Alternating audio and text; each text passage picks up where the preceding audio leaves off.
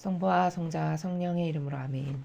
하늘을 우러러 사랑하는 하느님 아버지 뜯어내서 스승이신 예수님과 도움이신 성령님과 사랑하는 성모님과 성유세 아버지와 성미카엘 대천사와 하늘의 모든 거룩한 천사들과 성인들의 정거를 청하며 기도드립니다.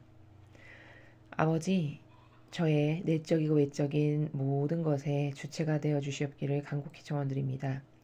또 온 인류가 아버지께 마땅히 드려야 될 권리와 자녀된 자로서 또 피조물로서 마땅히 아버지께 돌려드려야 될 아버지가 받으셔야 될 모든 그 거룩한 흠 없는 사랑과 그리고 감사와 찬미와 영광과 흠숭과 존경과 저희가 자녀로서 피조물로서 드릴 수 있는 가치롭고 아름답고 고귀한 모든 것을 하나의 속성도 남김없이 다 예수님과 어머니 하나 되신 성심을 통해서 아버지께 돌려드리기를 진정한 갈망으로 청원드립니다. 예수님과 어머니,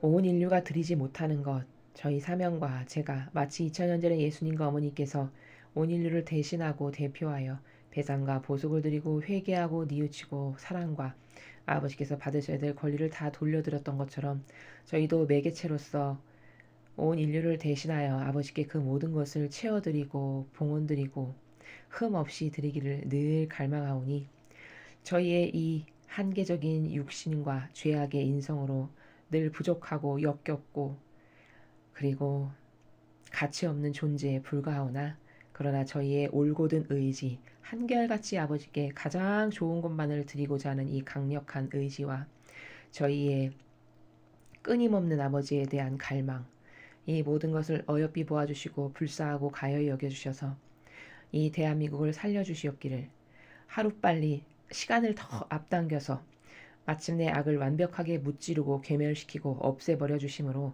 이제 선의 세력이 이 나라를 이끄는 주도적인 리더의 세력이 될 수 있도록 그 시간이 더 지금보다 빨리빨리 앞당겨지기를 간곡한 갈망으로 청원드리오니 저희의 이 모든 희생과 고통과 갈망과 그리고 열정과 뜨거운 사랑을 너그러이 받아주시어 그 시간을 단축시켜 주시옵기를 아버지께 뜨거운 갈망으로 청원드립니다. 늘 이 죄악으로 가득하고 역겹고 참 쓰레기보다도 못한 인류를 끊임없는 사랑으로 용서해 주시고 기회를 주시는 아버지 그리고 예수님과 어머니의 크신 사랑에 항상 감사드립니다. 그 감사와 사랑이 정말 완벽하지 못해서 수많은 그 틈새에 벌어진 그 간격들을 오늘 이 주신 말씀의 복음 해설을 통해서 다 채워드리기를 갈망하오니 아버지 그리고 예수님과 성령님과 어머니 부디 너그러이 받아주시옵소서. 이 모든 기도 우리 주 그리스도를 통하여 비나이다. 아멘. 성부와 성자와 성령의 이름으로 아멘. 안녕하십니까. 하나님의 뜻 선교의 윤피아 수녀입니다. 오늘도 하나님께서 우리 인류에게 주신 말씀 그리고 그것을 통해서 우리가 달라져야 될 그 정신의 세계 또 이것이 이 시대적 환경과 비교해서 이 시대적 환경을 지배하고 있는 악은 또 어떤 악인가 객관성을 가지고 함께 발견해 봄으로써 더 많은 악을 전 인류와 대한민국과 세상에 낱낱이 밝힘으로써 이제 악이 그 어떤 곳에서도 힘쓸 수 없도록 더 대낮처럼 밝아지는 그런 복음 학습이 되었으면 좋겠습니다. 우리 모두 그 열정과 그 의미를 갈망하면서 오늘 주신 하느님 아버지의 말씀 함께 보시도록 하겠습니다. 2020년 4월 1일 사순 제5주간 수요일입니다. 제1독서 다니엘 예언서 3장 14절에서 20절, 91절에서 92절, 95절까지 말씀입니다. 그 무렵 네부카드네자르 임금이 물었다. 사드락, 메삭, 아벳느고 너희가 나의 신들을 섬기지도 않고 또 내가 세운 금상에 절하지도 않는다니 그것이 사실이냐? 이제라도 뿔나팔, 피리, 비파, 삼각금, 수금, 풍적 등 모든 악기 소리가 날 때에 너희가 엎드려 내가 만든 상에 절할 준비가 되어 있다면 몰라도 그렇지 않으면 곧바로 타오르는 불가마 속으로 던져질 것이다. 그러면 어느 신이 너희를 내 손에서 구해낼 수 있겠느냐? 사드락과 메삭과 아벳느고가 느부갓네살 임금에게 대답하였다. 이 일을 두고 저희는 임금님께 응답할 필요가 없습니다. 임금님, 저희가 섬기는 하느님께서 저희를 구해내실 수 있다면 그분께서는 타오르는 불가마와 임금님의 손에서 저희를 구해내실 것입니다. 임금님, 그렇게 되지 않더라도 저희는 임금님의 신들을 섬기지도 않고 임금님께서 세우신 금상에 절하지도 않을 터이니 그리 아시기 바랍니다. 그러자 느부갓네살은 노기로 가득 찼다. 그리고 사드락과 메삭과 아벳느고를 보며 얼굴 표정이 일그러지더니 가마를 여느 때에 달구는 것보다 7배나 더 달구라고 분부하였다. 또 군사들 가운데서 힘센 장정 몇 사람에게 사드락과 메삭과 아벳느고를 묶어 타오르는 불가마 속으로 던지라고 분부하였다. 그때 느부갓네살 임금이 깜짝 놀라 급히 일어서서 자문관들에게 물었다. 우리가 묶어서 불 속으로 던진 사람은 3명이 아니더냐. 그들이 그렇습니다, 임금님. 하고 대답하자 임금이 말을 이었다. 그런데 내가 보기에는 4사람이 결박이 풀렸을 뿐만 아니라 다친 곳 하나 없이 불 속을 거닐고 있다. 그리고 넷째 사람의 모습은 신의 아들 같구나. 느부갓네살가 말하였다. 사드락과 메삭과 아벳느고의 하느님께서는 찬미 받으소서. 그분께서는 주님의 천사를 보내시어 자기들의 하느님을 신뢰하여 몸을 바치면서까지 임금의 명령을 어기고 자기들의 하느님 말고는 다른 어떠한 신도 섬기거나 절하지 않은 주님의 종들을 구해내셨다. 주님의 말씀입니다. 하느님 감사합니다. 네, 여러분께서는 오늘 지금 다니엘 예언서를 함께 보셨습니다.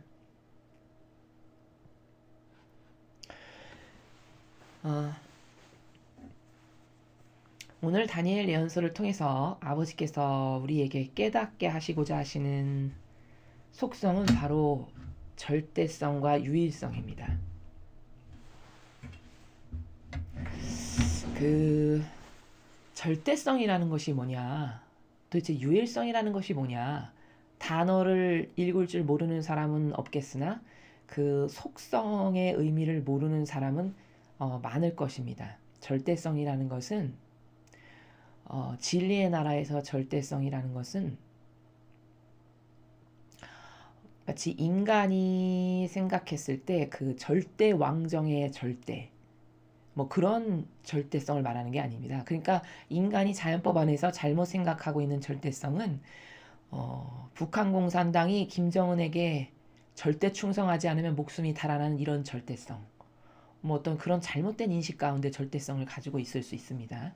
근데 원래 근원적으로 이 신적인 나라에서 진리에서 절대성이라는 것은 부족함이라고는 단 먼지만큼 요만큼도 없는 완벽한 절대, 바로 이것을 신적 나라에서는 절대성이라고 합니다. 그리고 오늘 우리가 이야기하는 절대성은 또 다른 개념인 것이 하느님 아니면 절대 나는 따르지 않고 하느님이 주신 모든 그 진리만이 옳고 맞고 참되고 바르다. 난 참되고 바른 것이 좋아. 나는 진실이 좋고 나는 참된 진실과 참된 사실만을 따를 거야. 그러니 난 그 어떤 것하고도 타협하지 않겠어. 바로 이게 절대성의 속성입니다. 그리고 유일성이라는 것은 한 부모에게서 자녀가 태어났을 때 뭐 3-4명의 자녀가 있다라고 치면 그 3-4명의 속성이 단 한 명의 부모에서 태어났는데도 다 다릅니다. 성격도 취향도 경향도 가지고 있는 근성이나 속성도 다 다릅니다. 자, 그럼 왜 그렇게 하느님이 창조를 하셨는가? 그것은 천상의 나라가 근원적으로 어떻게 구현되어 있기를 원하셔서 그렇게 만드셨냐? 다양한 뜻 나라, 다양한 종류의 뜻 나라의 천상 세계를 만드시기 위해서 한 부모에게서도 태어난 모든 자녀들이 성격과 특징과 속성과 경향이 다 다른 것이다 라는 것을 우리는 그 하느님의 그 천상의 나라를 비추어 봤을 때 납득을 할 수 있는 겁니다. 자, 그럼 유일성이라는 것은 과연 뭐냐? 이렇게 다양한 종류의 영혼들이 온 지구상에 있죠. 자, 그럼 이렇게 각각 다양한 영혼들이 하느님과 갖는 1:1의 관계성이 있습니다. 예를 들면 이런 거죠. 내가 엄마와 갖고 있는 관계성의 나라가 있고 아버지와 가지고 있는 관계성의 나라가 있고 뭐 결혼을 하신 분이면 남편과 가지고 있는 관계성의 나라가 있고 내 자식과 가지고 있는 고유한 관계성의 나라가 있습니다. 이렇게 고유성은 각각의 사람마다 다 다른 겁니다. 이것을 우리는 유일성이라고 합니다. 그리고 그 유일성은 순도가 높아지려면 어떻게 해야 되냐? 완전히 하나 됐을 때 순도가 높아집니다. 즉 무슨 말이냐? 예를 들어 나에게 자식이 있다. 그럼 그 자식과 내가 하느님의 뜻 안에서 완전히 하나 됐다. 이런 유일성의 순도가 높은 겁니다. 그 자식과 부모 사이의 관계에 갖고 있는 독특한 고유한 유일성이 순도가 높다라는 것이죠. 하나 되지 않았다는 것은 순도가 그리 높지 않은 것을 뜻한다는 것을 아주 쉽게 알 수 있습니다. 자, 이렇게 하느님과 나와의 가지고 있는 그 관계적인 속성들이 있는데 그것 중에 굉장히 그 한 사람의 인격과 성품과 영혼의 수준을 결정짓는 그런 측정 단위가 있는데 그 측정 단위가 바로 오늘 이 다니엘의 세 친구들이 가지고 있었던 절대성과 유일성. 이것이 한 사람이 가지고 있는 인격의 수준이요. 그 사람이 가지고 있는 그 품성 있죠. 그런 품성의 질을 나타내며 또 하느님 앞에 효용과 가치를 과연 저 사람은 하느님 앞에 얼마만큼의 효용과 가치를 맺는 사람인가라는 이런 모든 질의 세계가 다 어디서 결정되느냐? 오늘 이런 다니엘의 세침과도 같은 절대성과 유일성의 나라에서 결정지어진다라는 것입니다. 자, 여러분, 사람은 어떤 한 사람의 절대성이나 유일성의 순도를 알아보려면은 어떨 때 알아보는 게 가장 진짜냐, 옥석을 가릴 수 있냐? 그 사람이 가장 고통스럽고 가장 절박하고 가장 희망이 없고 가장 절망의 나락에 처해 있을 때 바로 그때 그 사람이 어떤 절대성과 유일성을 보여주느냐에 따라 근수를 단다면 영혼의 근수, 무게를 단다면 저건 10%짜리구나. 저건 90%짜리구나. 저건 100%일세. 100%를 초과해. 감히 인간이 상상할 수 없을 정도로 완전히 용해됐어. 예를 들면 예수님과 성모님의 정신세계죠. 그럼 저건 절대성과 유일성을 감히 값을 달 수 없을 만큼 엄청난 효용과 가치, 그냥 올인하는 자세, 올인하는 정신, 그냥 저 사람 자체가 절대성이구나. 이렇게 평가받는 영혼에서부터 저 사람의 절대성은 1%짜리구나. 이것까지 이렇게 다양한 종류의 나라의 절대성과 유일성을 갖고 있는데 사람은 그런데 그것을 가장 시험해보기 좋고 그 시험의 입증의 근거 자료로 확증한 데이터라고 믿을 수 있는 거는 그 사람이 가장 어려울 때, 그 사람이 가장 고통스러운 환경에 처해 있고 절망과 나락과 핍박과 더 이상은 희망이 없어 보이는 상황에 처했을 때 그 사람이 어떤 선택을 하느냐에 따라 저 사람의 절대성은 굉장히 훌륭하구나, 위대하구나, 저 사람은 완전 변덕스럽고 타협의 달인이구나, 이것을 그때 알 수 있다는 겁니다. 자, 오늘 이 다니엘의 세 친구를 보세요. 지금 죽음이 임박한 상황이죠. 가장 절박하고 어렵고 고통스럽고 좌절과 절망밖에는 없는 상황이에요. 이 세 명에게. 왜? 목숨이 지금 잃어버리느냐 사느냐의 기로에 놓여 있을 만큼 절박한 상황이죠. 근데 이 세 친구 사드락과 메삭과 아벳느고가 하느님께 반향하는 나라를 보십시오. 얼마나 멋있는지. 얼마나 고결하고 얼마나 아름답고 얼마나 지구하신 하느님을 닮았는지를 한번 보세요. 이들의 말 안에 이 세 명의 친구가 살아가는 정신세계의 나라를 우린 다 볼 수 있습니다. 왕이 협박하고 겁박을 해도 이렇게 이야기하잖아요. 이 일을 두고 저희는 임금님께 응답할 필요가 없습니다. 이 나라 자체가 절대성이에요. 아닌 것에는 절대로 타협하지 않는다는 거죠. 절대성의 그 순도가 이 세 친구의 경우에서는 지금 대답할 가치가 없고 생각하고 고려해볼 가치가 없는 것에 우리는 절대로 타협하지 않는다. 이 정신인 거죠. 그래서 이렇게 이야기합니다. 임금님, 저희가 섬기는, 저희가 목숨보다 더 귀하다고 여기는 하느님 아버지가 계신데 그분께서 저희를 구해내실 수 있다면은 하느님은 전지전능하시기 때문에 그깟 타오르는 불가마에서 우리를 구해내는 건 유도 아닙니다. 이 말입니다. 17절의 이야기가 바로 그 말이죠. 임금님은 우리 하느님이 어떤 분이신지를 몰라서 그렇지 나는 하느님에게 절대적이고 유일한 존재로서 내가 그분을 믿기를 어느 정도로 믿고 신뢰하냐. 내 절대성의 순도와 가치는 그까짓 거 죽이려면 죽여봐라. 죽일 테면 죽여봐라. 난 하나도 안 무섭다. 그리고 이깟 불가마에서 건지는 거는 사람이나 어렵지. 사람이나 불가능하지 하느님께는 불가능이 없는 전지전능 권능 자체시다. 이런 엄청난 믿음의 소유자들인 것을, 그들의 절대성이 얼마나 탁월하고 고결한가를 우리는 17절에서 볼 수 있죠. 그리고 더 하이라이트인 거는, 이들의 정신세계가 진짜 하이라이트다, 탐복할 만하다라고 할 수 있는 거는 18절에 드러납니다. 이렇게 17절처럼 대답하는 것도 대단한데 18절에 뭐라고 대답하냐면 이렇게 얘기하죠. 임금님, 그렇게 되지 않더라도, 무슨 말이죠? 임금님, 설사 아버지가 저희를 구해내시지 않아서 내가 죽는다 해도 나는 차라리 죽으면 죽었지 임금님의 시인들을 섬기거나 당신이 세운 금상에 절하지 않을 거니까 그리 아시오. 이렇게 이야기하는 겁니다. 그러니까 야, 쉽게 말하면 속되게 표현하면 이거죠. 야, 내가 모시는 하느님은 네가 말하는 그 바벨론의 신하고는 차원이 다른 분이야. 내가 모시는 나의 신은 권능 자체고 전지전능 자체고 알파요 오메가고 시작부터 마침까지를 다 꿰고 있는 분이죠. 머리카락 수도 세워놓고 마음의 그림자도 하시는 분인데 이깟 불가마 속에서 사람을 건지는 게 어려울 것 같아? 그렇게 말을 하고 후미에 더 대단한 것이, 더 절대성에 빛이 되는 것이 뭐라 하냐면, 야, 그리고 설사 내가 죽는다 해도 나는 절대 네가 강요하는 내 목숨을 구걸하기 위해서 네가 강요하는 신을 섬기거나 거기에 절하는 일은 절대 없을 거야. 이게 지금 17절과 18절의 이 답변의 나라가 다니엘의 세 친구가 살아가는 정신세계의 수준을 보여주고 있죠. 자, 이런 절대성이기 때문에 하느님께서 진짜 살리십니다. 살릴 만한 가치가 있죠, 여러분. 왜? 이들이 보여준 믿음과 희생과 이 절대성과 유일성의 순도의 무게를 아버지가 다시니, 아, 그래, 너희는 내가 구해줄 만한 내 자녀들이야 라고 판단을 하신 거죠. 그래서 그들의 반향이 아버지가 구해주시기에 합당할 만큼 뛰어나고 올바르고 대단했어요. 그래서 아버지께서는 진짜 불가마에서 이 세 친구를 살리십니다. 근데 더 기가 막힌 것은 이들의 반향이 얼마나 탁월해서 하느님 마음에 들었으면은 3명만 살리셔도 될 텐데 이 일은 지금 내가 주관하고 있고 내가 얘네들하고 개입해서 나는 얘네들하고 하나 된 자다. 이것을 입증하시기 위해서 예수님을 그 불가마 안에 파견하셔서 4명이 거기서 있는 걸로 보이게끔, 내가 직접 이렇게 개입하고 있다. 내가 이런 전지전능한 신이다. 라고 네부카드네자르 임금한테 그 입증을 하시기 위해서 이런 기적을 보여주시는 거죠.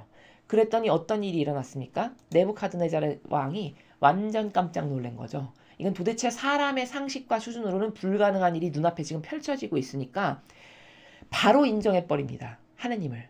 이 사람은 바빌론의 왕이에요, 여러분. 이스라엘로 치면 우리나라로 치면 옛날 일제시대에 일본 천황과 같은 겁니다. 이 나라를 속국으로 만든 원수 중에서도 원수인 거죠. 근데 그런 사람이 남의 나라 신을 찬미드리고 공경하고 흠숭을 드리고 있잖아요. 바로 이게 뭘까? 아, 하느님 아버지께서는 마음만 먹으시면 이 악가운데서도 이렇게 선을 창출하시는 위대한 권능의 아버지시구나. 또 이것을 발견할 수가 있죠. 도저히 불가능할 건데 사람이 노력한다 해서 네부카드네자르의 마음과 정신을 바꾸는 것은 불가능하죠. 근데 하느님이 이 다니엘의 세 친구의 반향과 올바른 절대성과 유일성을 보시고 거기에 탐복하셔서 이들을 구해주시고 건져내시는 것뿐만 아니라 거기다가 어떤 효용과 가치를 플러스 알파로 주시냐면 이 남의 나라 왕까지 이스라엘을 속박하고 그 자기네 속국으로 삼는 이 상대방 나라의 왕까지도 하느님을 찬미하고 찬송하고 흠숭하고 그분의 권리를 존중해드리는 이런 반향을 하게끔, 이런 악에서 선을 이끌어내는 반향을 하게끔 역사하시는 것을 오늘 우리가 볼 수 있죠. 그래서 하느님을 지금 찬미하고 있죠. 95절에 보면 네부카드네자르 왕이. 자, 그럼 이런 힘은 어디서 나오는가? 이것은 그 3명의 영혼이 하느님께 정말 탁월하게 반향한 그 은총으로 이런 다른 나라의 왕까지도 하느님 아버지께서 그의 마음과 정신을 바꿔주시는, 자신의 권능을 드러내시는 그런 아버지의 위대한 능력을 우리는 볼 수 있는 겁니다. 자, 그러면 지금 시대에 여러분 보시기에 이런 다니엘의 세 친구가 같은 절대성과 유일성을 지닌 영혼을 여러분은 어디서 보셨는지 잘 생각해 보시기 바랍니다. 혹은 자신 안에 이 다니엘의 세 친구와 같은 절대성과 유일성의 정신이 있는지 한번 잘 성찰해 보십시오. 이런 절대성과 유일성은 특히 지도자 그룹, 즉 리더들에게 있어야만 합니다. 여러분, 베네수엘라라는 나라 잘 아시죠? 그 베네수엘라라는 나라는 우리나라에 비교할 수만 할 수 없을 만큼 천연자원이 차고 넘치는 나라였습니다.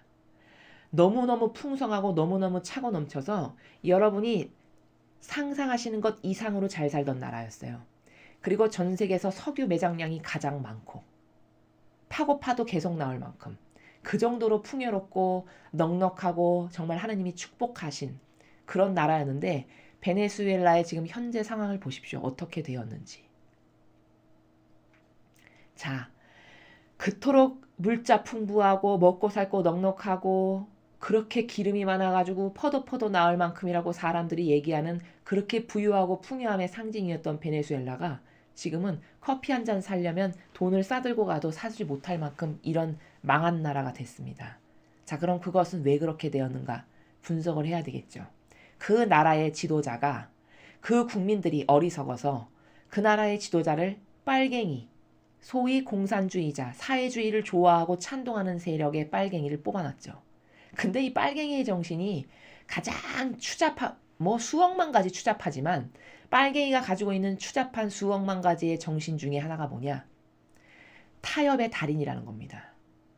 힘센 건 밑에 개처럼 기는 것의 달인들이라는 겁니다. 그래서 베네수엘라의 대통령이 기름이고 뭐고 자기가 좋아하는 사회주의 국가에 다 갖다 퍼다주는 이런 짓을 반복하게 됩니다. 그래서 오늘날 그 나라가 망하게 된 기본 근간의 뿌레기가 다 어디 있냐? 그 잘못 뽑은 지도자. 이런 절대성과 유일성의 정신이 아예 전무한 그저 이익되고 자기가 좋아지고 그저 지 이기심과 자애심과 사욕과 욕망에 눈멀어서 또 그 사회주의라고 하는 옳지도 않은 이상한 프레임에 들쑤어진 그 자신의 사고방식으로 그 같은 사회주의 국가에다가 있는 것을 그저 맨날 퍼다주는 나라는 망하거나 말거나 이런 타협과 그리고 이런 맹종과 그죠? 이런 정신으로 가득한 마귀를 대통령으로 뽑아놔서 오늘날 그 나라가 망한 거다 이겁니다. 여러분, 아닌 것을 아니요라고 할 수 없는 사람이 지도자에 올라가면 이렇게 비참해지는 겁니다. 아닌 것을 아니요, 예를 예라고 할 수 있는 이런 올바른 정신을 가지고 있지 않고 그저 나라는 망하거나 말거나 당장 눈앞에 이득에 급급하고 내가 좋아하는 내 사욕과 욕망만을 채우는 것에 급급한 지도자를 뽑아놓은 한 국가의 현실을 명확하고 아주 냉정하게 바라보시기 바랍니다. 그토록 잘 살고 그토록 자원이 차고 넘쳤던 나라가 오늘날 전 세계가 손가락질하는 거지 국가가 되고 망한 나라가 되었는데 그게 바로 뭐 때문이냐. 어리석은 국민들이 절대성과 유일성이라고 하는 속성이 없는 그저 타협하고 맹종하고 맹신하는 사욕과 욕망으로 가득해서 지켜야 될 따라야 될 원칙은 오로지 자기 욕구, 자기 욕만, 자기 사욕 이것밖에 없는 마귀를 뽑아놔서 나라가 망한 게 순식간에 망해지는 이런 결과를 오늘 우리는 아주 객관화시켜서 냉정한 현실 가운데 바라볼 수가 있죠. 로마 가톨릭을 한번 바라볼까요? 이제 정치권의 이야기를 했습니다. 추가적으로 이야기를 하면 그러니 여러분 이렇게 이 세 명의 다니엘의 세 친구, 이 어린 나이에 세 명의 이 친구들도 이런 절대성과 유일성의 정신이 있잖아요.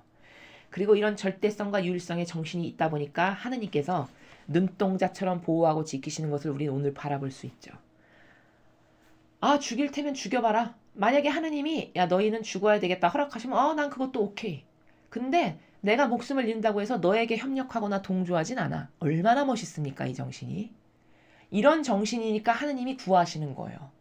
이것을 성경에서 예수님께서는 이렇게 말씀하셨죠. 너희는 죽기를 각오하면 살 것이고 살기를 바라면 죽을 것이다. 이게 바로 이 정신을 두고 하시는 말씀입니다. 너의 정신이 절대성과 유일성으로 무장돼서 예와 아니를 똑바로 하는 어떠한 것에도 타협하지 않는 그런 퍼펙트한 아버지께만 의존되어 있는 이런 정신을 네가 갖고 살아. 그럼 너는 오히려 죽기를 각오하면 내가 살린다. 근데 네가 사욕과 욕망을 따라서 그토록 살려고 네 육신을 안위를 돌보는 것에 눈이 시퍼렇게 떠 있어. 그럼 네 영혼은 죽는다. 왜? 타협할 거니까. 수많은 악의 세력이 타협하고 동조하고 협력하고 내가 좋아지는 것에 뭐 온갖 것을 다 팔면서 협조하고 동조할 테니 네 영혼은 죽은 거다라는 거예요. 바로 이것이 성경에 나오는 진리라는 겁니다. 자, 그럼 이 정치권의 관료라는 세력을 보십시오. 관료주의라는 게 뭡니까? 한평생 자신의 안위를 위해서 타협하는 집단들이에요. 여러분, 관료라고 하는 계급은 고위 공직자, 그죠? 고위 어떤 지도자 그룹 이런 사람들이죠. 그런 고위 공직자나 지도자 그룹 중에 여러분 이런 다니엘의 세 친구와 같이 정신이 날카롭고 예리한 칼날처럼 서 있어서 절대 아닌 것은 내가 목에 칼이더라도 협력 안 한다. 동조 안 한다. 이런 사람 우리나라 정치 지도자 중에 여러분 보신 적 있으십니까? 안타깝게도 저는 거의 보질 못했습니다. 아니 거의가 아니라 사실 단 한 명도 없다고 말하고 싶지만 혹시라도 제가 모르는 분이 있을까봐 이렇게 정직하게 말하는 겁니다. 자, 그럼 로마 가톨릭을 한번 보죠. 자, 정치권의 리더나 지도자는 진리를 모르니까 그럴 수 있다라고 한편으로 칠 수도 있습니다. 자, 그럼 그렇게 진리를 잘 알고 성경을 잘 알고 그렇게 수많은 신학 박사가 있다라고 하는 이 로마 가톨릭의 리더 그룹을 한번 살펴보죠.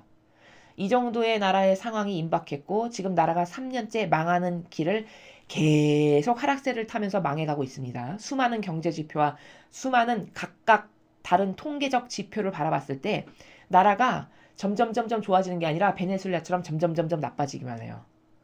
그럼 이런 나라의 시국이 도래했을 때 입 다물고 가만히 있는 게 착한 겁니까, 여러분? 여러분, 착한 것은 그렇게 입 다물고 가만히 있는 것을 착하다라고 진리에서 말합니까? 그건 크나큰 착각입니다.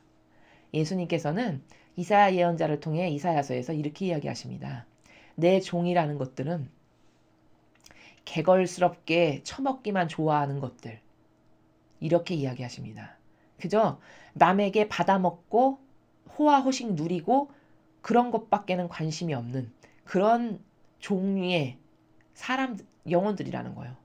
그 다음 그 뒷말이 더 적나라하게 우리의 정신을 깨우시는데 뭐라고 하시냐? 내 종이라는 것들은 개걸스럽게 처먹기만 하는 것만 좋아하는 것들 그리고 그 뒤에 짖지도 못하는 개들 이렇게 말씀하십니다. 이게 뭘까?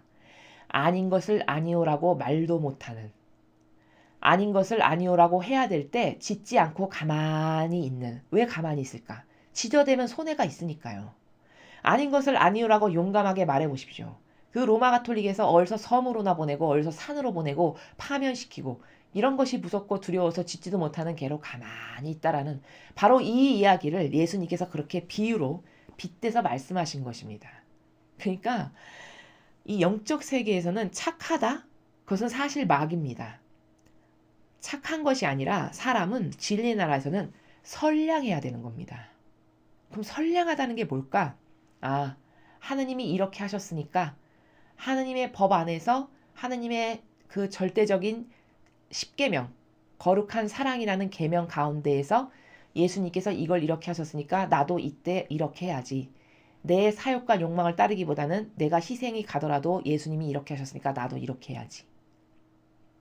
바로 이렇게 하는 사람이 하느님을 따르는 리더고 예수님과 성모님의 정신을 이어받고 계승한 리더다 이 말입니다.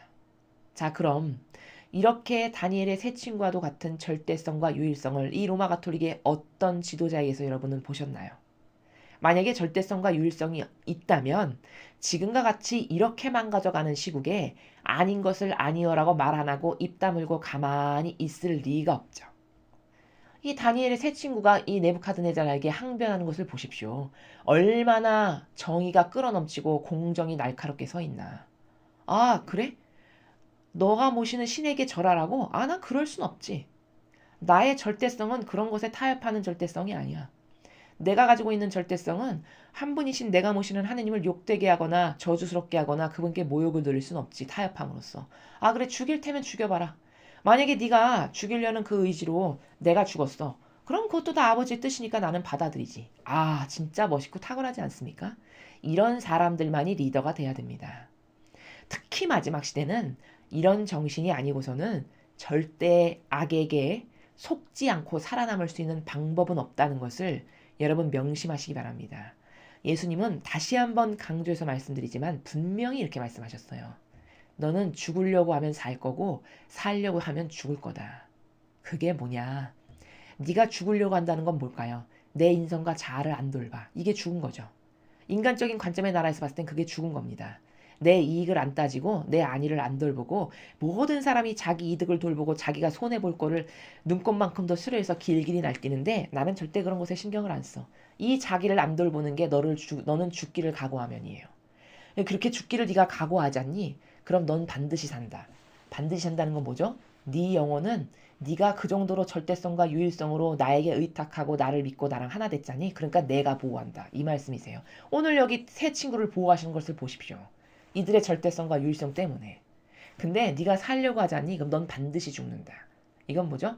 살려면 어떻게 해야 될까요? 자연법 안에서 온갖 간신배처럼 기고 힘 있는 자 밑에서 그쵸? 타협하고 동조하고 협력하고 예 이런 것만을 해야지 살 수 있죠. 이게 바로 자기의 사욕과 욕망을 채우는 거고 자기의 이기심과 자애심을 채우는 나라예요. 이렇게 비급하고 저열하고 저급하게 그리고 참 저질스럽게 더 심하게 말하면 그저 뭐 손해 날까봐 그런 나라에서 그렇게 벌벌 개처럼 긴다. 이게 네가 살기를 바라면이라고 말씀하신 겁니다. 그렇게 네가 살기를 바라자니 그럼 넌 반드시 죽는다. 왜 반드시 죽는다고 하셨을까요? 너의 그 얄팍한 자애심과 이기심과 맨날 타협하고 동조하고 협력하고 맹종하는 정신이 넌 내가 살리기엔 합당치 않구나. 넌 지옥 가야 되겠다. 이 말씀이십니다. 얼마나 공정하십니까? 천상의 나라는 공짜가 없기 때문에 이렇게 하느님 보시기에 합당치 않은 정신을 억지로 천상의 나라에다 데려다 놓으실 수는 없는 거죠. 세상에서나 그렇지. 그래서 우리는 자신이 한평생, 인생은 어차피 한 번밖에 못 사는 거예요. 2번 주어지는 게 아닙니다. 그것도 길지도 않은, 뭐 길다면 길다고 말할 수도 있겠지만 제가 봤을 때 하느님의 나라에 비하면 정말 짧은 인생인 그 한평생, 기껏 살아봐야 7, 80년 사는 그 한평생에 나는 과연 무슨 정신을 따르고 살다 죽을 것인가? 이것에 대한 고찰은 정말 심각하게 해보지 않으면 안 됩니다. 왜냐? 사람은 의미적 존재이기 때문입니다. 사람이 어떤 힘겨운 전투에 나가서 승리를 거두고 온 예를 들면 과거 저희 할아버지 세대의 훌륭하신 어르신들이 뭐 월남전이나 이런 아주 용맹한 전투에 나가서 승리하고 왔을 때 그것을 너무나도 뿌듯하게 여기고 자랑스럽게 여겨서 훈장을 걸어놓으시는 것은 왜 그러냐? 그 의미가 자신이 남을 위해서 그렇게 희생한 그 정신의 의미가 자신이 바라보기에도 만족스럽고 자랑스러워서 훈장을 걸어놓는 거다. 이 말입니다.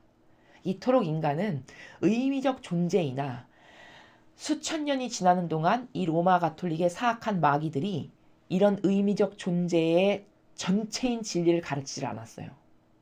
진리는 순전히 의미적 존재의 나라의 정수들이거든요. 온통 의미로만 돼 있어요. 참되고 바르고 올바른. 그렇기 때문에 진리를 배우고 그것을 자기 건으로 자꾸 만드는 사람은 절대 올바르지 않은 정신에 타협 안 한다는 겁니다. 왜? 그런 자신이 만족스럽지가 않고 인정할 수가 없고 받아들일 수가 없어서. 이게 올바른 지성이죠. 이런 사람들은 목에 칼이 들어와도 오늘 다니엘의 세 친구와 같이 내가 죽었으면 죽었지 난 절대로 그런 것은 안 하지. 이런 멋있는 근성과 정말 그 어디에 갖다 놔도 고결한 향기가 나올 수밖에 없는 이런 것을 갈망하지 이 시대의 수많은 관료나 이 로마 가톨릭의 저급하고 저열한 이 사제나 주교나 추기경과 교황에 이르기까지 끊임없이 타협하고 동조하고 협력하는 그래서 종교연합이나 하고 그저 거지 8명이나 불러서 밥이나 먹고 온갖 착해 보이는 코스프레 갖가지는 다 하는데 속 알맹이도 그럼 진짜 착한가 진짜 선량한가를 막상 열어서 보니까 하느님은 창조론을 말씀하셨는데 빅뱅론을 감히 이야기하고 그쵸? 분명히 지옥이 있는 것을 성경에서 말씀하시는데 영혼은 소멸되는 것이다. 이따위로 정반대로 가르치고 또 예수님께서는 내가 창조한 대로 살아라. 경계를 허물면 안 된다 하셨는데 동성애자를 사랑하라는 등 소수를 받아들여야 된다는 등 난민을 끌어안아야 된다는 등 이런 경계를 허무는 말을 거침없이 하는 이런 수많은 속의 사악한 의지를 바라볼 눈이 없어서 여러분은 그가 행하는 모든 열매를 통해서 저건 속의지가 마귀구나 라는 것이 훤히 보이는데도 불구하고 여러분은 그 마귀에게 하나 되고 동조하고 협력하고 있다라는 겁니다. 그래서 과연 멋있는 인생이라는 건 뭘까? 럭셔리한 차 타고 수십 평, 수백 평대의 아파트에 살고 온갖 호화스러운 것을 먹고 누리며 고급스러운 옷을 입다 사는 것이 죽는 것이 그런 럭셔리한 훌륭한 인생이 아니라 진짜 럭셔리한 훌륭한 정말 고결하고 아름답고 정말 탁월한 인생이라는 것은 과연 나는 죽기 전에 한평생의 내 인생에서 어떤 의미를 남기고 죽을 건가. 이것만이 유일한 희망이라는 겁니다. 어차피 누구나 다 죽어요. 아무리 돈이 제 아무리 많다 한들 수백 조가 있다 한들 목숨을 단 한 칸도 자기 마음대로 늘릴 수 없는 것이 인간의 한계입니다. 모든 인간은 유한한 존재라는 거예요. 그럼 이 유한성에 주어진 한계성의 시간 가운데에서 여러분은 과연 어떤 존재 가치로서 의미를 남기고 살다 죽고 싶으십니까? 저는 그것을 모든 분들에게 인류의 모든 영혼들에게 묻고 싶어요. 당신이 원하는 것이 그렇게 썩어 없어지고 죽어버릴 그런 육에다가 한평생 이건 죽으면 구더기밖에 나오지 않을 이 썩어 없어질 진짜 나는 영혼이고 이것은 나를 감싸고 있는 거죽에 불과한 이 육신을 그토록 떠받들면서 살다가 죽으면 죽고 나서 여러분이 과연 후회를 안 하실 것인가? 저는 한번 묻고 싶습니다. 그럼 어떻게 해야 될까? 아, 이건 아니구나. 나는 완전 지금까지 악에게 속았구나. 내가 진짜 원하는 건 의미야. 고결한 의미, 고결한 정신. 죽어서도 영원히 그 가치를 대대손손 회자될 수 있는 여러분 예수님과 성모님을 보십시오. 돌아가시고 이 세상에 안 계신 지 2000년이 지났는데도 이렇게 회자되죠. 끊임없이 그 두 분의 정신세계를 우리가 논하잖아요. 이렇게 돼야 된다. 이렇게 닮아야 된다. 이렇게 훌륭하다. 이렇게 가치롭다. 이렇게 위대하다. 탁월하다. 수억만 가지. 저는 아직도 다 두 분의 정신세계의 속성을 다 모르지만 제가 이미 은총으로 알게 된 것만으로도 차고 넘치고 너무 위대하고 아름답고 빛나서 감히 바라볼 수가 없는 나는 진짜 구더기에 불과하구나. 이런 정직한 고백밖에는 할 수 없는 이런 존재가 두 분이시라는 거예요. 두 분이 돌아가신 지 2000년이 지났지만 영원히 회자되죠. 인간은 바로 이런 의미를 남기고 죽어야 된다는 겁니다. 여러분은 어떤 의미를 남기고 싶으신가요? 그렇게 썩어 없어지고 다 허물어져 버리고 말 그런 육을 왕처럼 떠받들며 살고 싶으신가요? 아니면 지금이라도 당장 이것을 집어치워버리고 이건 아니야. 내가 진짜 원하는 건 이게 아니지. 나도 올바른 참된 의미 하나를 남기고 죽어야 되겠어. 만약에 정말 그것을 여러분의 올바른 지성이 원하신다면 여러분은 지금 이 순간부터 당장 여러분의 자아와 인성을 다 집어치워버리고 없애버리고 여러분은 오로지 진리와 하느님의 뜻과 예수님과 성모님의 가르침과 모범과 카리스마와 정신만을 담기를 뜨겁게 갈망하셔야 됩니다. 또한 이 나라에 예수님이나 성모님과 같은 근성과 속성이 없는 리더요 지도자를 두 번 다시 뽑아서는 안 됩니다. 그것은 베네수엘라와 같은 마귀를 뽑아놔서 그 마귀의 대통령에 의해서 나라가 망하게 하는 꼬라지밖에는 안 되는 이런 열매를 맺게 하는 것이 어리석고 무식한 백성들이 투표를 잘못해서다 이겁니다.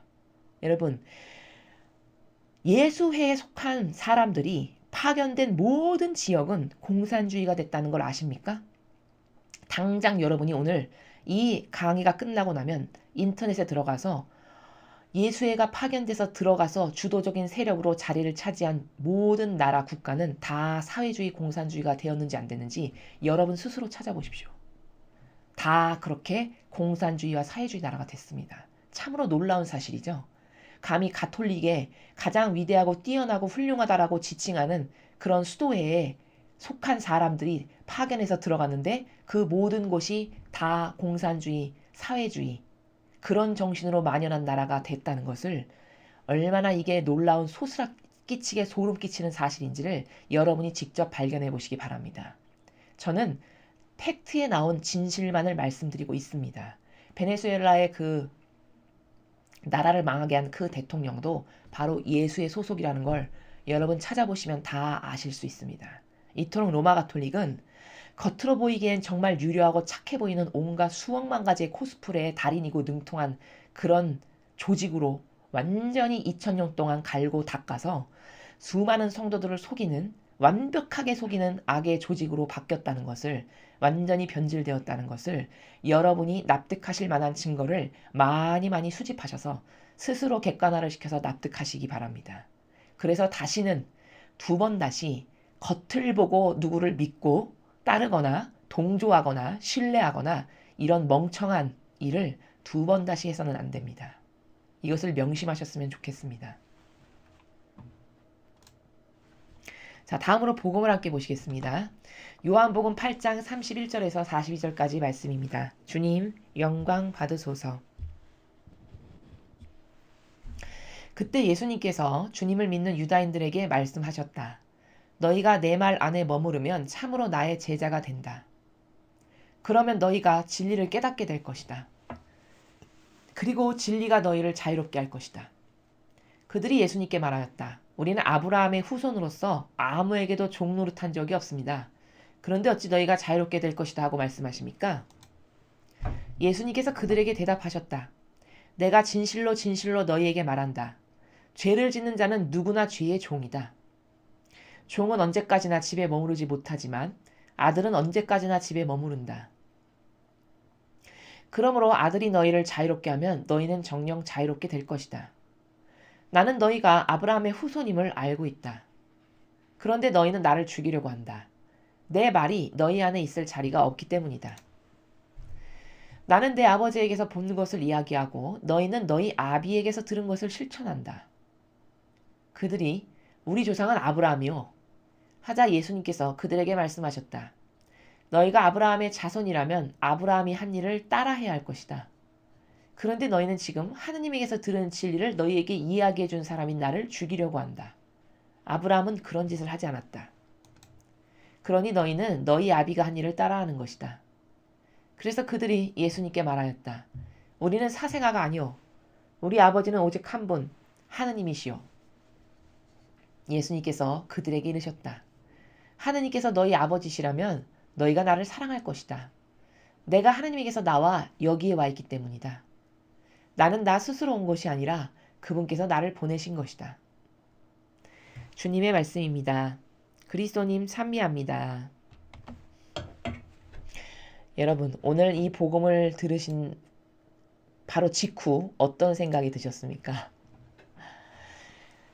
저는 이 유다인들이 이 현 시대를 살아가는 이 국민의 수준의 모습을 투영한다라고 그렇게 바로 지금 이 복음을 읽자마자 바로 제 안에 마음 안에 그런 영감과 생각이 떠올랐습니다. 진짜 말귀 못 알아듣는 정말 초등학생보다도 어쩌보면 못한 수준이라고 해야 하나? 그렇게 말귀를 못 알아듣고 동문서답을 끊임없이 반복하는 그 인간의 수준이 지금 이 예수님을 그나마도 믿는다고 하는, 여기 지금 당신을 믿는이라고 표현하죠. 그나마도 예수님을 믿는다고 하는 유다인들의 수준이 이 시대에 이랬다는 겁니다. 그럼 여러분 지금 신자분들 중에 성당 열심히 다니고 나는 한평생 세례받고 그냥 희생적 헌신적으로 그냥 성당에서 행사한다면 쫓아다니고 하는 이런 수많은 신자들이 있잖아요. 로마 가톨릭에.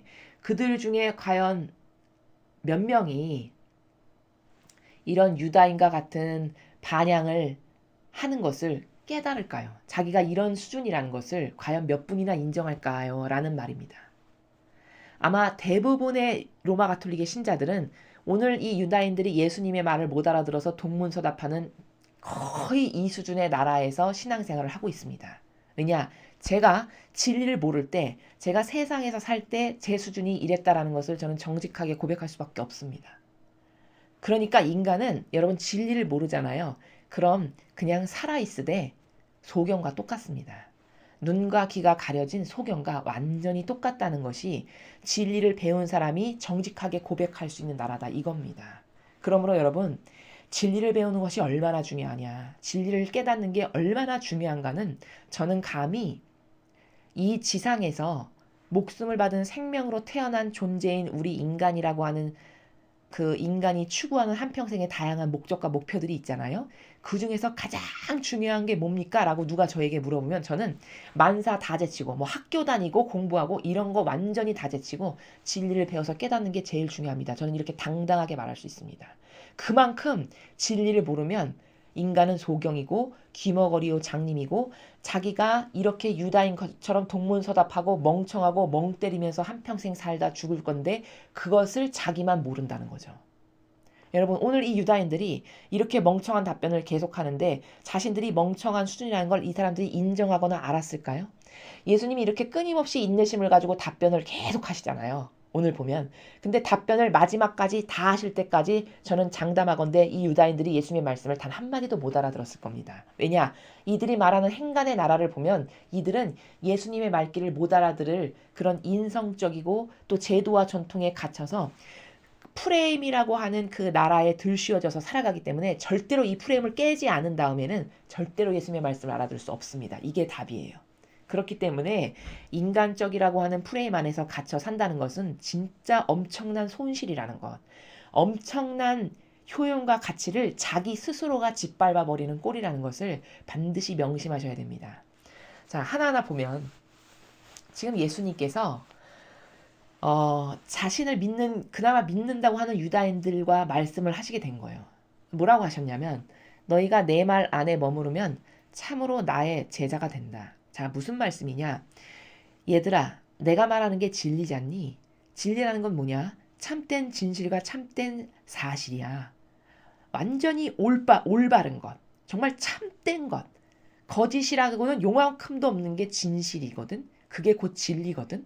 근데 너희가 그런 진리, 그것을 믿고 그것을 따르기를 원하고 그것을 갈망해. 그게 머무른 거지 뭡니까? 그래서 너희가 그 진리 안에서만 살기를 원하고 그 말씀 안에서만 평화를 느끼고 싶고 그 안에서만 살기를 원하면은 그럼 너는 나의 제자가 된 거란다. 그 말씀이에요. 다 쉬운 말씀입니다. 오늘 예수님께서 하신 말씀을. 그럼 나의 제자가 된 거란다. 그러면 너희가 진리를 깨닫게 될 거야. 그리고 진리가 너희를 자유롭게 할 거란다. 자, 네가 그렇게 내가 말하는 아버지의 뜻, 진리라고 하는 그 참된 진실과 사실의 나라 안에서만 살기를 원하고 갈망하고 그걸 진짜 믿어. 그럼 너희는 그걸 믿으니까 자꾸 그 진리를 갈망하게 될 거고 그럼 자꾸 듣게 될 거고 들으면서 갈망하는 마음만큼 자꾸 열리겠죠. 그러니까 깨닫게 될 거라는 거예요. 그 열리고 또 열리고 또 이해하고 이런 거였어? 이런 거였어 하면서 자꾸 열리면서 깨닫게 되겠죠. 깨닫게 된다는 거예요. 받아들였으니까 마음으로 진리를. 그리고 자꾸 깨닫고 발견하게 되면 자유롭게 될 거래요. 아니 내가 뭐 감옥에 가 있는 것도 아닌데 무슨 자유롭게 돼. 지금도 자유로운데. 자유민주주의 국가에서 살고 있지. 이게 유다인의 수준이에요. 오늘 답변하는. 그러니까 종노릇한 적이 없다라고 이야기하잖아요. 지금 사람의 수준을 얘기하면 내가 무슨 신창원이야. 뭐야 감옥에 있지도 않는데 무슨 자유롭게 해. 나 지금 얼마든지 자유롭게 하고 지금 북한이야 여기가. 내 맘대로 내 발 달리는 걸 내 맘대로 돌아다니는데 무슨 말이야. 이렇게 생각하는 수준이 유다인이라고요. 지금 살아가는 사람들은 아마 그렇게 생각할 겁니다. 감옥에 갇혀 있지도 않는데 무슨 자유롭게 해. 자유롭게 한다는 게 무슨 말이냐면 진리를 자꾸 깨닫고 발견하고 갈망해서 너무 재밌어서 또 듣고 이러면서 자꾸 열리게 되잖아요. 그럼 사람이 어떻게 되냐면요, 여러분. 기존에 자기가 이거는 옳아라고 가지고 있던 프레임들이 있어요, 사람마다. 사고 체계 안에 있는 고정화된 프레임이 사람마다 있단 말이죠. 근데 그 프레임이 잘못되었음을 깨닫게 되는 거예요. 이런 하느님의 참된 진리를 받아들이고 인지하고 그래 맞아 이렇게 인정하면 할수록 어떻게 되냐 악이 나가거든요. 그 영혼에게서 인정하면 할수록 악은 자꾸 힘을 못 쓰고 내 안에서 죽고 자아와 인성이 자꾸 죽고 나가고 힘을 못 쓰고 이렇게 되게 됩니다. 자, 그럼 어떻게 될까? 과거에 내가 이게 옳다라고 생각해서 이것에 막 애착과 집착을 하고 살았는데 알고 보니까 이게 나의 순전한 오해였구나. 하느님의 진리를 배우고 보니까 이게 아니었네? 이러고 탁 놓게 되는 거예요. 그 프레임을. 그럼 어떻게 될까요? 자유롭게 되는 거죠, 영혼이. 그러니까 자유롭게 한다는 거예요. 네가 가지고 있던 기존의 프레임을 다 깨게 된다는 거죠. 그럼 뭘까? 얽매이는 게 하나도 없는 거죠, 사람이. 그쵸?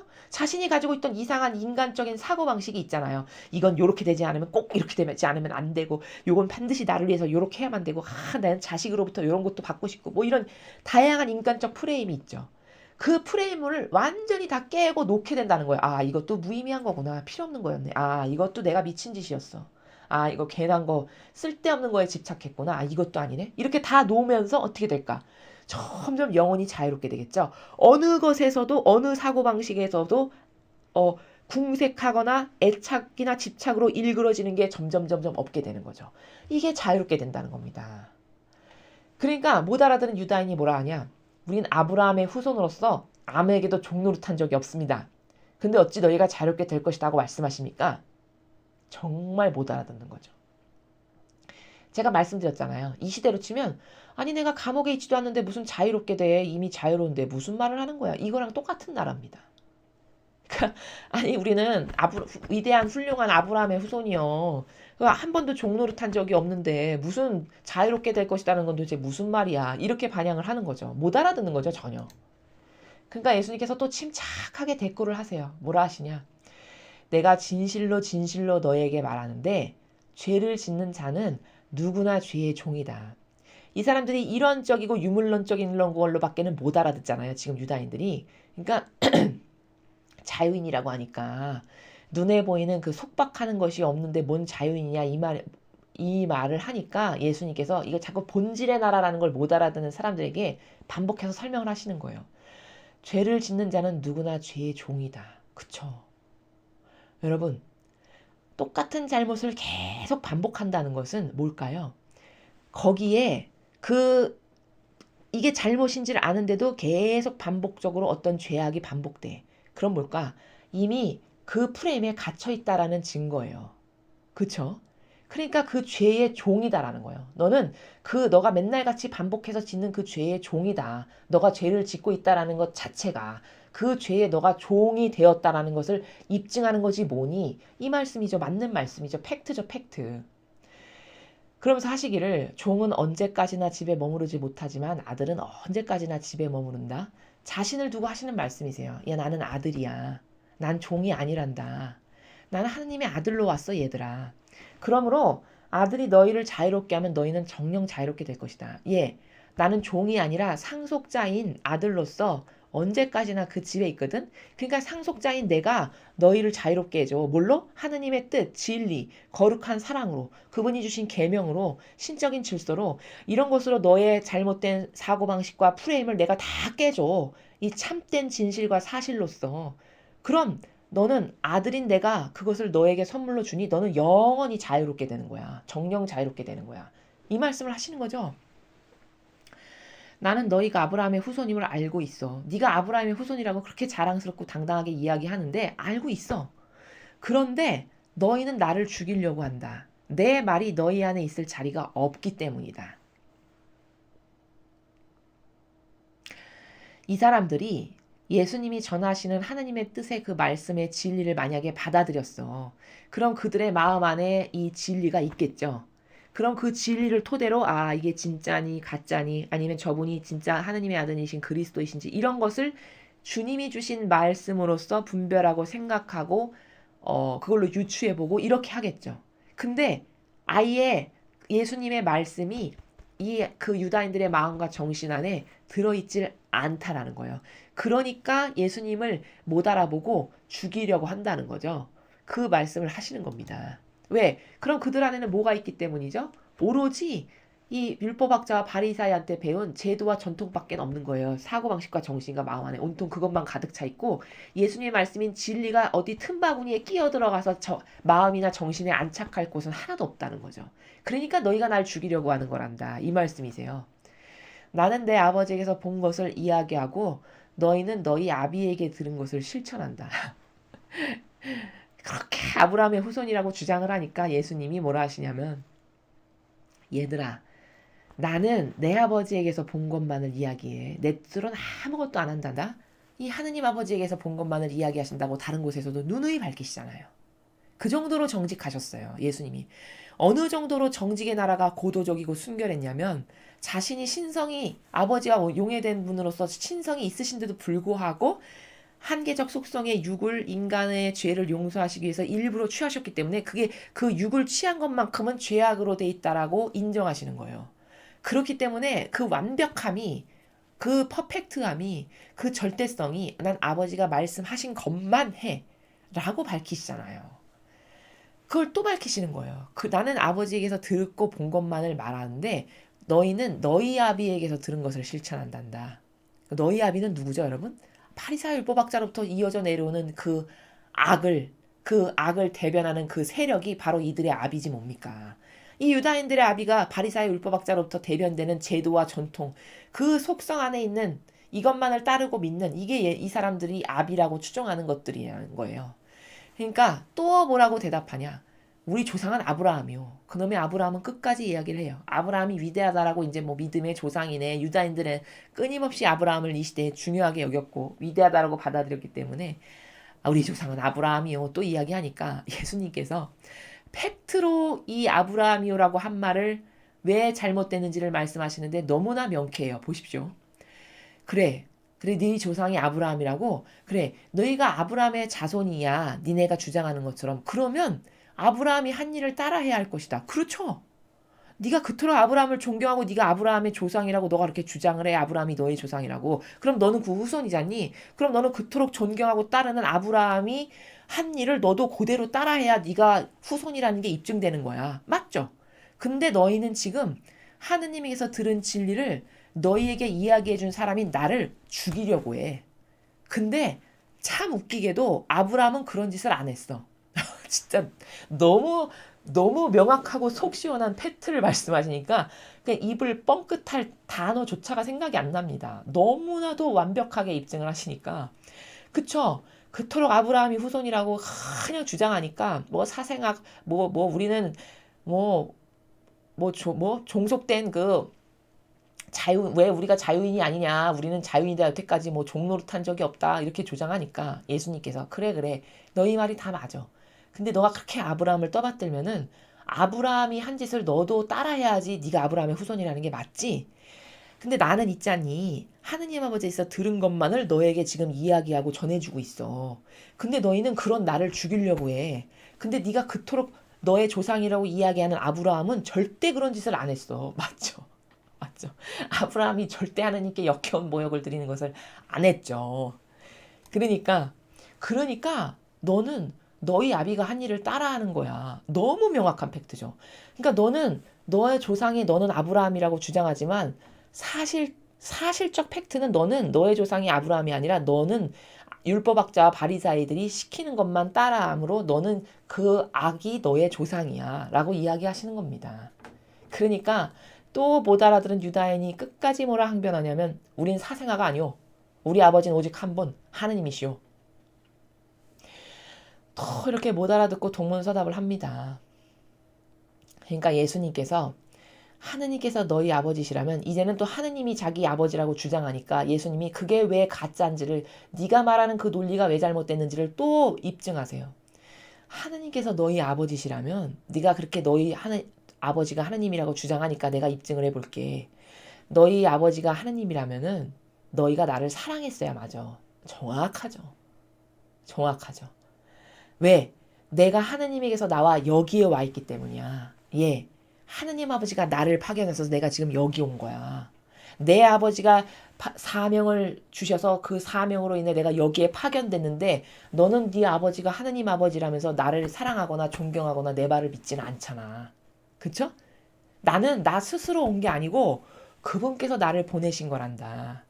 이 사명을 띤 이 엄청난 인류를 구원하고자 하는 이 사명 때문에 아버지께서 나를 보내셔서 내가 여기 지금 와 있는 거야. 그럼 네가 진짜 하느님 아버지를 믿고 사랑하고 존경하고 너희의 아버지라면은 아버지가 나를 보내셨으니 너도 아버지와 한 뜻으로서 아버지가 보내신 나를 사랑하고 존경하고 내 말을 믿어야 맞지? 근데 너는 그렇게 안 하잖아. 그러니까 너의 조상은 아브라함도 아니고 하느님도 아니고 사실 너의 조상은 마귀, 즉 율법학자와 바리사이들이 만들어 놓은 제도와 전통이나 따르는 그 마귀 세력에 속한 자들이다. 이 말을 이렇게 부드럽고 사랑으로서 끊임없이 인내하시는 나라에서 반복해서 설명하시는 겁니다. 이해가 되시죠? 그래서 우리는 참 요한복음을 읽다 보면은 이게 여러분이 이제 앞으로 진리를 점점 더 많이 발견하고 깨닫게 되시면은 코미디 프로를 보는 것보다 더 재밌습니다, 여러분. 이게 그 텔레비전에 나오는 그 코미디 프로 있죠? 그것을 보는 것보다 더 재밌어요. 더 웃기고. 그리고 반성하게 되죠. 내가 진리를 몰랐을 때 나도 저랬을 텐데 얼마나 답답했을까. 얼마나 내가 이상해 보였을까. 하느님 보시기에. 내가 얼마나 답답하고 얼마나 모자라고 얼마나 이상하고 얼마나 수준이 저급했던가. 발견하고 숙연해지게 됩니다.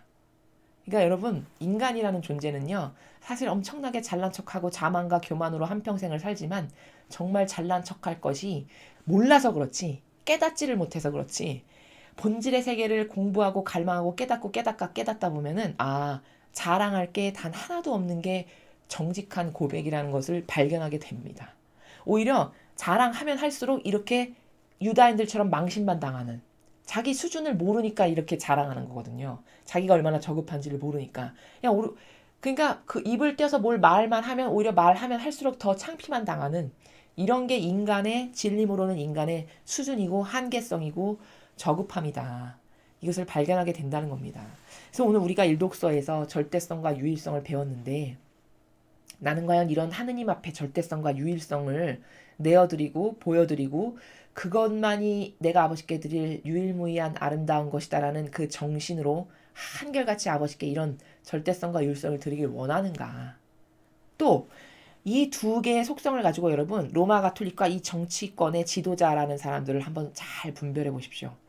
여러분이 지금까지 배운 진리의 그 기준으로 봤을 때 누가 절대성과 유일성의 정신이 있어서 절대로 이것은 타협할 수 없다라고 하는 그 명백한 경계와 질서의식으로 아닌 것을 아니오라고 하는 사람이 과연 어떤 지도자가 그렇게 하는가를 잘 보십시오.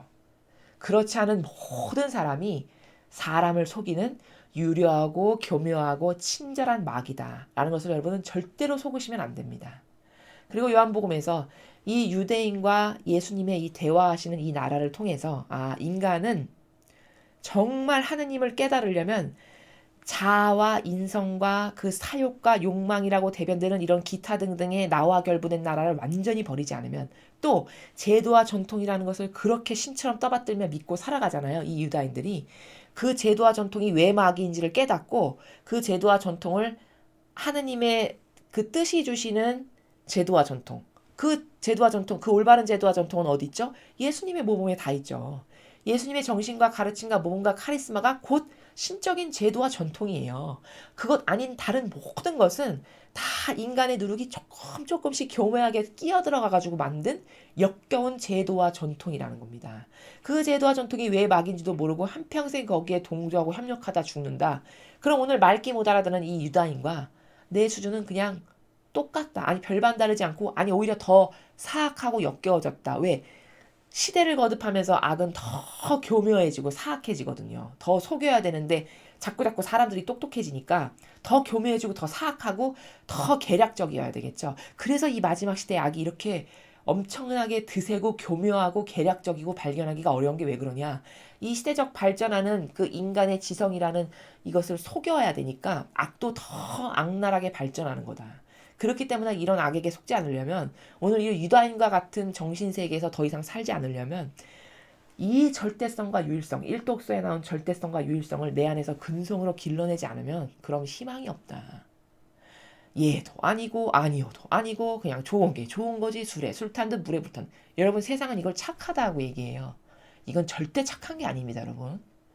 그냥 에휴, 다 좋은 게 좋은 거지, 뭐 사람은 다 부족한데 이게 착한 거다. 이거는요, 여러분, 착함을 가장한 교묘하고 유려한 막이라는 것을 여러분 반드시 깨달으셔야 됩니다. 그걸 만약에 여러분이 못 깨달으시면 여러분은 그런 마귀에 한평생 속다가 인생을 허비하고 낭비하다가 죽는 비참한 결과에 도달할 수밖에 없다는 게 오늘 제가 여러분들에게 마지막으로 드리고 싶은 말씀입니다. 그래서 우리 모두 이제 더 이상은 속지 말고 깨어나야겠습니다. 깨어나서 옆에 잠자고 있는 다른 영혼들까지 여러분이 잡아 흔들어 깨워서 그들의 영혼들까지도 진리로 다시 새롭게 태어나게 하는 그런 역할을 여러분 각자가 일당백을 하는 마음으로 그렇게 이 마지막 시대에 강하고 용감한 정신의 사도로서 그렇게 아버지의 뜻을 이루어드리는 여러분 모두가 되시기를 저도 아버지 뜻 안에서 갈망으로 여러분께 축복합니다. 이상으로 2020년 4월 1일 사순 제5주간 수요일 복음의 썰을 마치겠습니다. 감사합니다.